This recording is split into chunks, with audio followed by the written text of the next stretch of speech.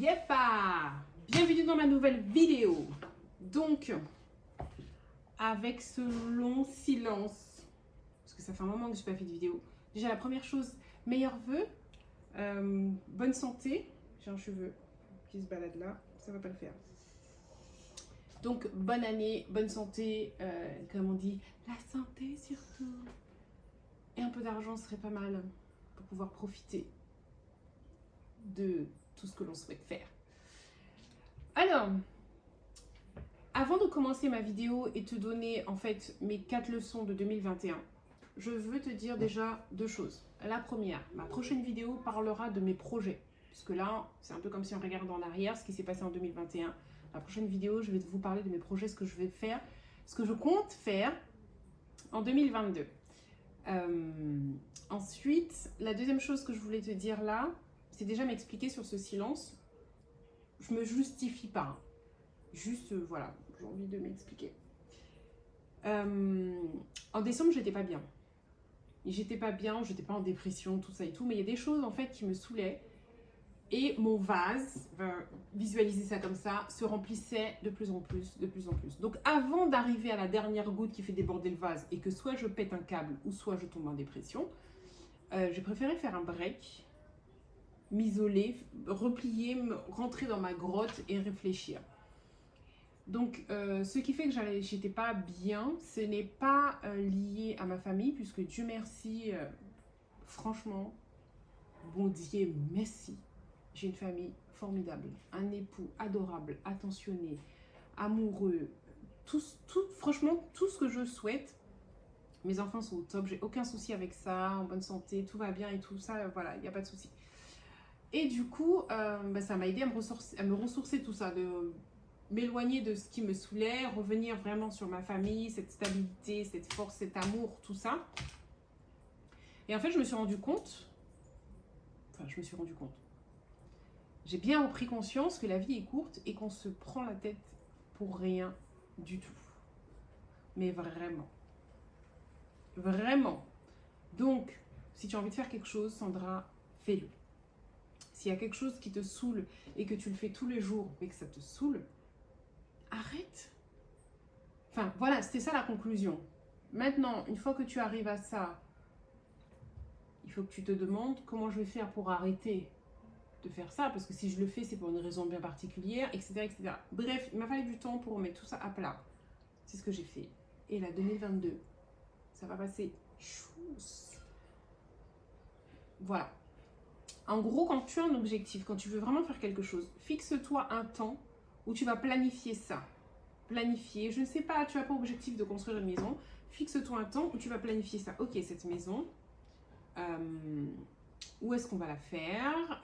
Est-ce qu'on va la prendre déjà toute faite? Ou est-ce que c'est nous qui allons la construire? Enfin, tout ça, tu fais ton plan, mais tu te donnes un temps. Faut pas que tu prennes 5 ans pour planifier où est-ce que tu vas construire la maison. Faut arrêter. Tu vois? Donc là, c'est pareil. Tu te donnes un temps et ensuite, une fois que tu t'es donné ce temps, moi, je me suis donné 2 semaines.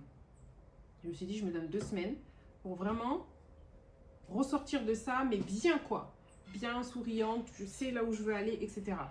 Après, j'avoue que j'ai quand même une certaine force, je me relève assez vite, je suis une battante, etc. Donc si moi j'ai pris 2 semaines, ça ne veut pas dire que toi aussi, quand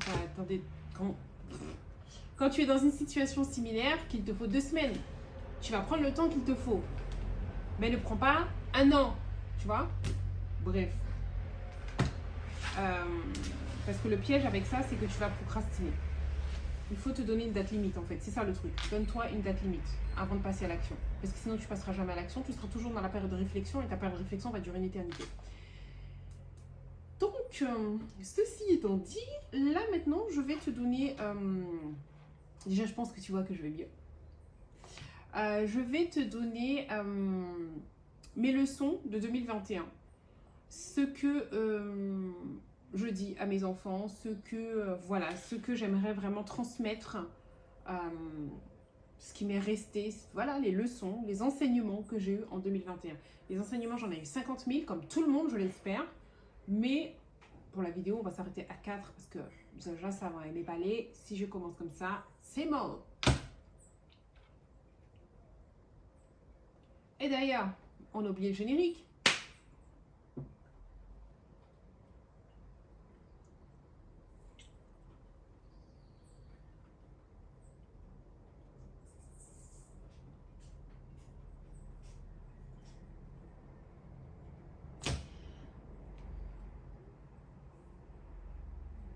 Donc, j'ai tout noté là. La première leçon, c'est d'être dans la gratitude.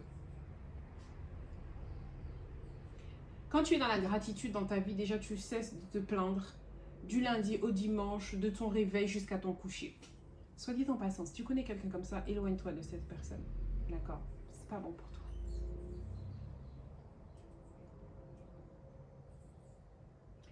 Donc moi, j'utilise un système très simple qui me permet d'être dans la gratitude et d'arrêter de me plaindre. Tout est dans la tournure de ma phrase. Je t'explique ça.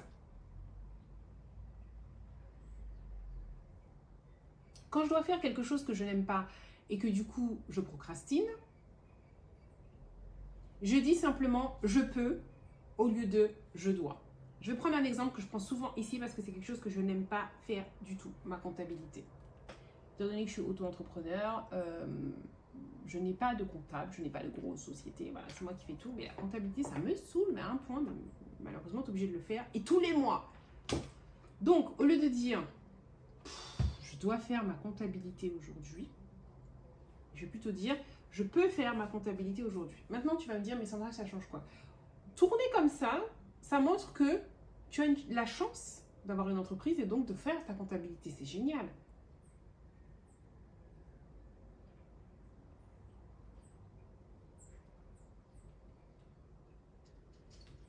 Ça peut aussi vouloir dire que comme tu as un créneau de libre, là par exemple ce matin tu n'as rien de prévu et tu vois sur ta to-do list ça, je peux faire la comptabilité, ça veut dire de profiter de ton créneau pour pouvoir faire cette comptabilité.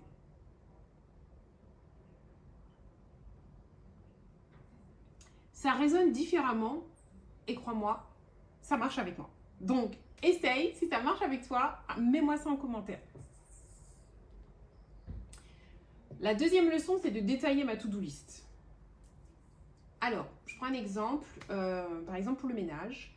Au lieu d'écrire ménage, si je vois ça sur ma to-do list, je me dis oh là là mon Dieu, je vais partir pour je sais pas combien de temps à faire du ménage, il y a plein de trucs à faire, la maison ressemble à rien, machin, tu vois, le stress qui commence à monter. Au lieu de mettre ça, détaille.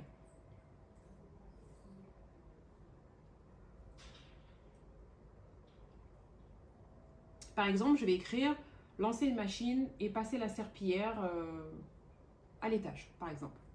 Là, le fait de visualiser comme ça, d'une part, ça paraît moins chiant à faire, et en plus, j'ai pas l'impression que je vais passer des heures à faire ça.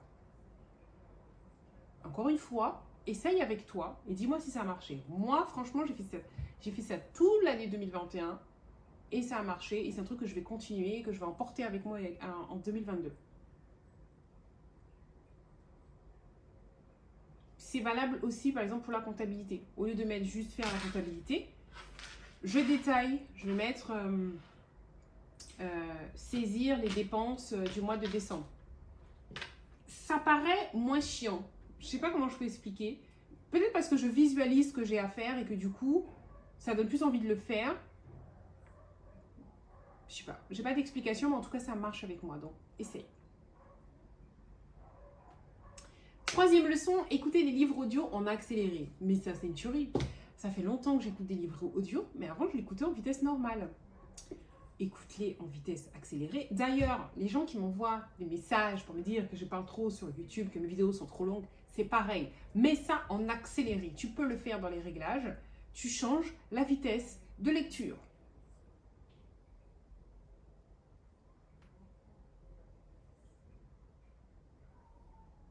Du coup, ça me permet d'apprendre beaucoup plus de choses en moins de temps, puisque je dévore beaucoup plus de livres en moins de temps.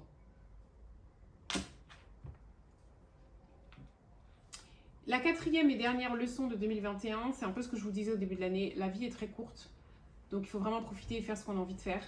D'accord ?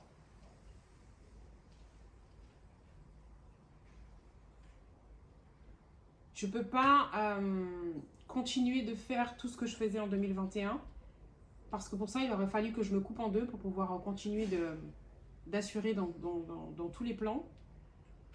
Et comme ce que je fais, j'ai envie de le faire en profondeur et non pas de manière superficielle, il y a des choses que je vais arrêter en 2021. Une chose qui me vient à l'esprit là, qui me bouffait beaucoup de temps.